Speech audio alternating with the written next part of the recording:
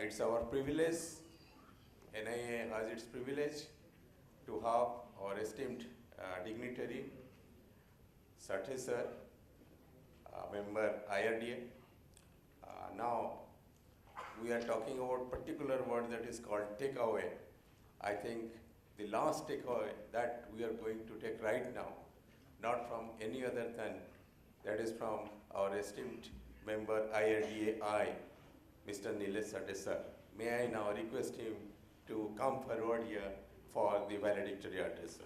Big round of applause.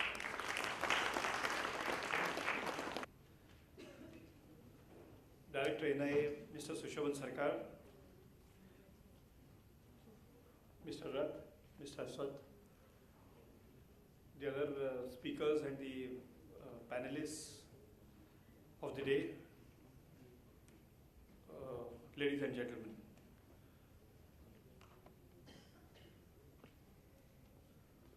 I have been asked to deliver a valedictory address. Actually, I'm not here technically to deliver a valedictory address as such, but I would like to thank NIA for two things. One is the program which continues every year, year after year, without any interruption, must be appreciated. I'm not exactly sure, but I'm exactly sure whether this is 10th year or 11th year, 19th year. See, I have been associated with it for the last maybe 10, 12 years, but this is 19th year, and continuously doing it every year is something which is creditable, and I must compliment NIA and NIA team for holding this C.D. Deshmukh Memorial Seminar year after year. This year's topic was of great relevance and importance because it talked about role of Indian life insurance industry in the sustainable development of the country. I was not there in the morning to listen to the morning speakers, but Mr. V.K. Sharma, I was told, spoke elaborately on this subject as in his keynote address and must have benefited all. And followed by, there was a panel discussion on the role of life insurance industry in the sustainable development of India, where the life insurance stalwarts and the experts like Usha Sangwan, Mr. Shivabrat Kar, Joydeep Roy, and Mr. Praveen Kutumbe, they elaborated on the subject, and there must be a lot of takeaways from the deliberations.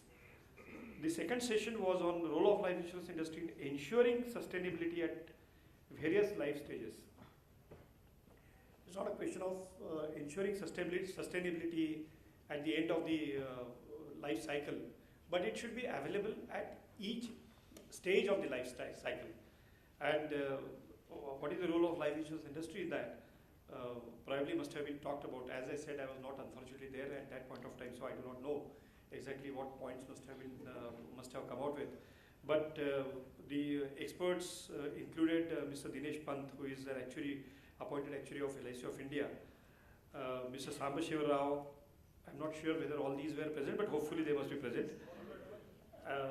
Subrajit Mukhopadhyay and Bikash Chaudhary.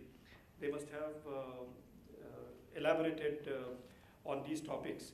And the last panel discussion, which we just concluded, I'm not going to talk on that, but I'm sure there must be quite a good takeaways on that.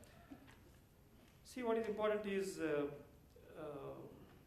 the life insurance industry plays a great role in sustained development of the country.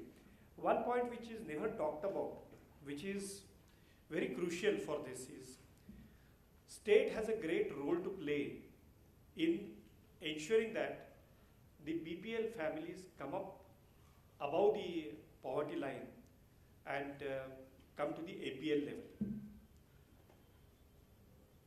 How is it that the state means the government can do it. The government can do it only out of the funds. Either it may be taxpayers' funds, or it may be the funds which are borrowed, or it may be through funds which are raised by selling stake of government in banks or in public sector companies, or through deficit financing. Deficit financing has its own deficiencies, in the sense it will give rise to inflation, and indirectly, even if money at disposal will go up, but the purchasing power parity will come down.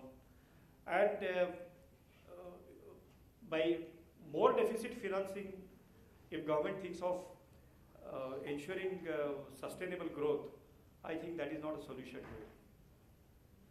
But government borrowing can be one. And from that perspective, probably nobody might have thought of the role of life insurance industry in the government borrowing plan. We have mandated in our investment regulations that 50% of the investable fund must be invested in government securities, state government, central government can approve investments. Now this 50% which is mandated by us is not mandated by any regulator. For life insurance industry, it is 50%. For non-life insurance companies, it is 60%. Whichever paper government will come out with, as GSEC is called paper, it is all grabbed by LIC and all insurance companies. What does it mean?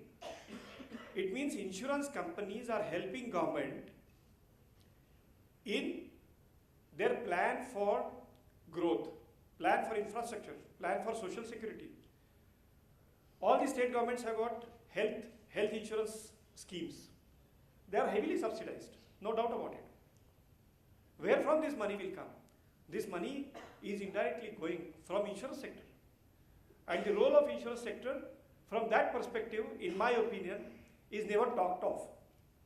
But I think it is time for us to make it known to the public that the government's borrowing, and through which improving the standard of living of the people, the helping the poor to come up from BPL to APL, it is the insurance sector which helps the government to do that.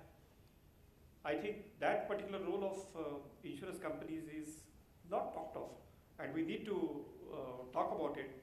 Because take an example of banks.